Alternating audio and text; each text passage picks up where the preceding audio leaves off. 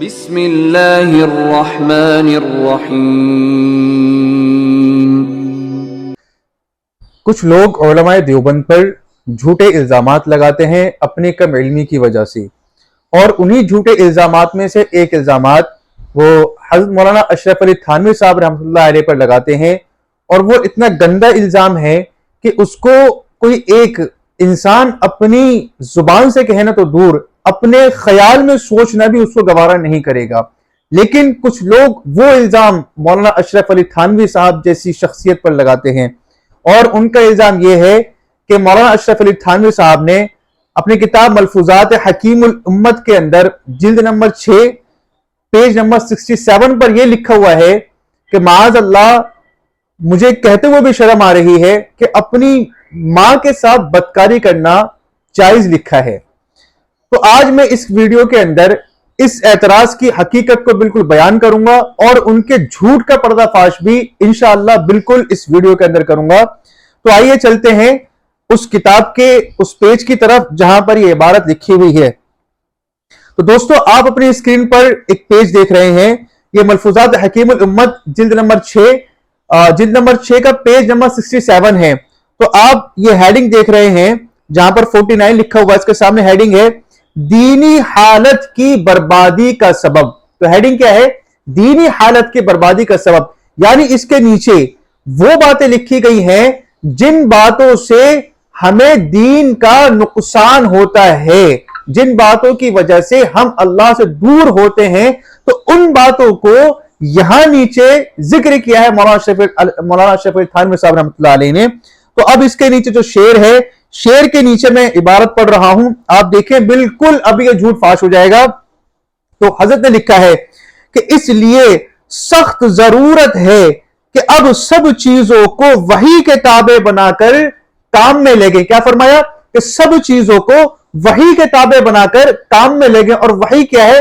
وحی سارا کا سارا قرآن ہے، یعنی اپنی زندگی کو ضرورت ہے اس بات کی کہ اپنی زندگی کو قرآن کے تابع بنا کر گزارنے والے بنے، قرآن کے مطابق اپنی زندگی کو گزارنے والے بنے۔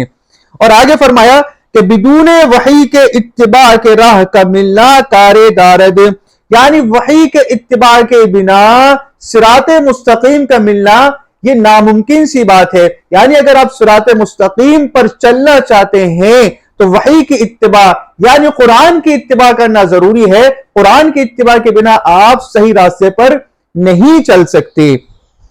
پھر فرمایا کہ پس اصل چیز ہے وحی، تو اصل چیز کیا ہے؟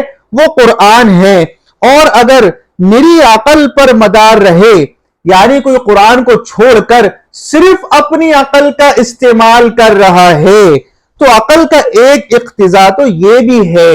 تو اب کیا ہے؟ کیا بات چلی؟ حضرت نے کیا فرمایا کہ سخت ضرورت ہے کہ وحی کے تابع ہو کر اپنی زندگی کو گزارا جائے۔ پھر دوسری چیز فرمائی کہ وحی کے تابع کیے بنا راہ راست کو پانا وہ ناممکن سی بات ہے، تو اصل چیز وحی ہے۔ پھر اس کے بعد فرمایا کہ اگر کوئی صرف قرآن کو چھوڑ کر اپنی عقل کا استعمال کر رہا ہے تو اس کے نقصانات کیا ہو سکتے ہیں وہ آگے بیان کیے گئے ہیں، نہ کہ کوئی مسئلہ بتایا گیا ہے۔ نقصانات کو گنایا گیا ہے، مسئلہ نہیں بتایا گیا۔ تو کیا فرمایا پھر آگے؟ تو عقل کا ایک اقتضا تو یہ بھی ہے، یعنی عقل کا ایک تقاضا تو یہ بھی ہے کہ جیسا، اب جو یہ اعتراض کرتے ہیں وہ عبارت میں پڑھ رہا ہوں کہ جیسا ایک شخص نے کہا تھا وہ اپنی ماں سے بدکاری کیا کرتا تھا، تو کسی نے کہا کہ ارے خبیث یہ کیا حرکت ہے؟ تو کہتا ہے کہ جب میں سارا ہی اس کے اندر تھا تو اگر میرا ایک جز اس کے اندر چلا گیا تو کیا حرج ہے؟ تو کیا فرمایا؟ یہ عقل قرآن کو چھوڑ کر اس شخص نے اپنی عقل کا استعمال کیا، تو اس نے حرام کام کو بھی کیا ہے؟ جائز سمجھا۔ تو حضرت نے اس کی نفی کرنے کے لیے، اس کا انکار کرنے کے لیے اس بات کو ذکر کیا ہے کہ اگر قرآن کو چھوڑ کر صرف اپنی عقل کا استعمال کرو گے تو اس کے نقصانات کیا ہیں؟ یہ بھی ہیں۔ پھر آگے فرمایا کہ یہ تو پھر ہم کہتے ہیں کوئی بات ہو جاتی ہے کہ گویا یہ تو ایسا ہے۔